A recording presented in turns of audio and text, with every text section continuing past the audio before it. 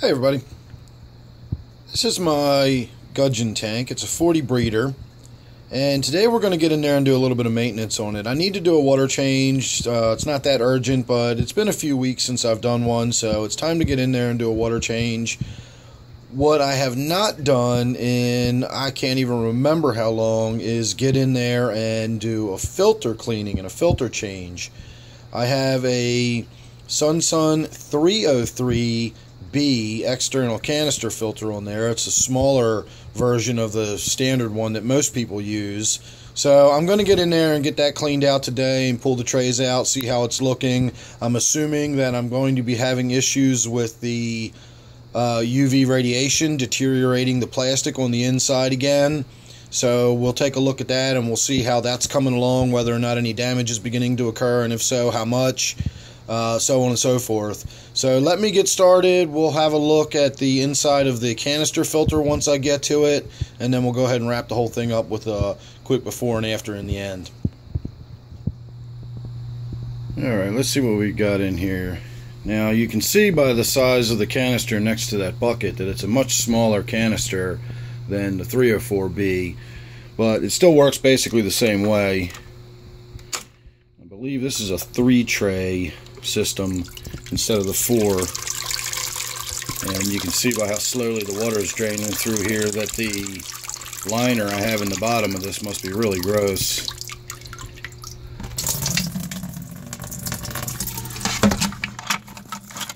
Somewhere under here is yeah, that's foul. I mean, look, when it touches my fingers, it's just getting this gross gunk on it.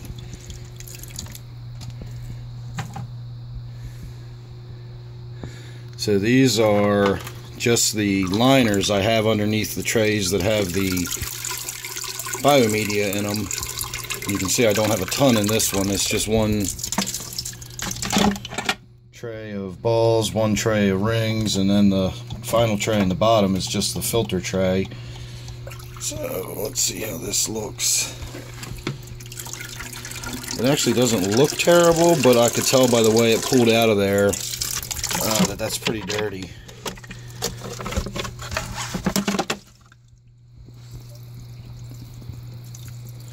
It's not as horrible as I thought it was going to be, but that's still a lot of stuff trapped on the inside there. So this is pretty filthy. And again, it's been, I would say, several months since I've changed it. So we're just going to go ahead and put that back together. This is the foam sponge that comes with it, and that's what that is. It's a little bit of that polyester is just sort of stuck there, so that's no big deal.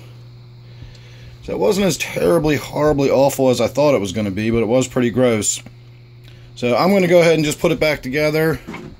I've mentioned before, I just use this polyfill batting. It comes in rolls and it's sheets like this. Take a simple pair of utility scissors, cut it into whatever shape you want. I fold it up into several thicknesses and lay that in, and that becomes my filter.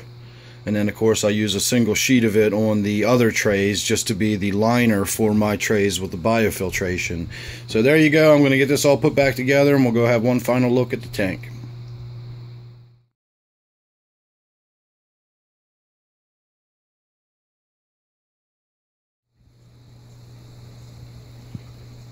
Alright, we're all done.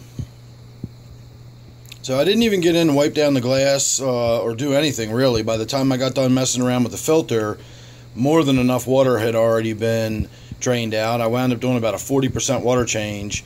So I just got to filling the tank back up while I put the filter back together.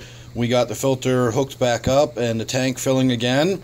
And I did learn something interesting today. I don't know if this holds true for the 404B, but when I set my little 303B back up, I had it turned around, and when I wound up hooking the hoses back to the connectors and I closed the valve, or I should say I opened the valve, I folded the little clip over, it didn't seem quite right. It seemed like it was sticking out kind of at a funny angle, but it closed and everything locked up just fine. So I went ahead and got the tank started back up, and I noticed bubbles were blowing out of the intake where the water's supposed to be sucking in. I had bubbles blowing out. And sure enough, I had the thing turned around backwards, and I had the intake set up to the outflow, and I had the water flowing backwards through my system. So apparently you can do that on the 303B. I had no idea that that was even possible, but I just did it. So live and learn. Make sure if you've got a 303B, when you put your filter back together, you put that valve on the right way, or you will actually be blowing water out your intake, and you'll be sucking it in through your spray bar, which is what I was doing. So, like I said, live and learn. The other thing I want to point out about this tank is the lighting on it right now is very sort of yellow and soft. My fixture in the rear still has the proper 6500K lighting on it, but the forward fixture had a tube burn out, and all I had lying around spare was a soft white or a 2700K tube, and that's why it looks so sort of softly lit in there. I did look around. I've shopped on Amazon, and I went over to one of the big box home stores here, and I was not able to find any tubes that fit my need. I was able to find some that were 3000K, but that's still way too soft. I need at least 5500K or higher, up to about 6700K I could do. So I went back to Amazon today, and I looked around, and I wound up buying a bulk bundle of them. I got 10 tubes for $29.99. So for basically $3 a tube, I now have 10 of them. And since I have 4 of these 3-foot fixtures, I will have enough tubes to last me for quite a long time to come. And for $30, that's a pretty good deal. So in a couple of days, I'll be getting new fixtures, or I'm sorry, new tubes, and I will be replacing the tube in this fixture. So look forward to that. You'll get a before and after video where it'll look much more significantly different by the color change just from the lighting on it than this before and after did by that simple water change. I'm sure some tannins do leak into this tank because of the root systems from all of the Java fern, but I don't have any real woodwork in this tank, and so I don't get a real rapid or a heavy buildup of any kind of tannins in this tank, really. But as I said before, this tank is going to undergo some changes here in the fairly near future.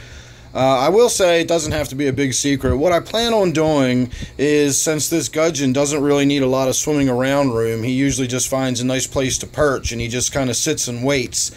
What I'm going to do is move him over into the 20-gallon tank that currently houses Butterbean, my figure-8 puffer.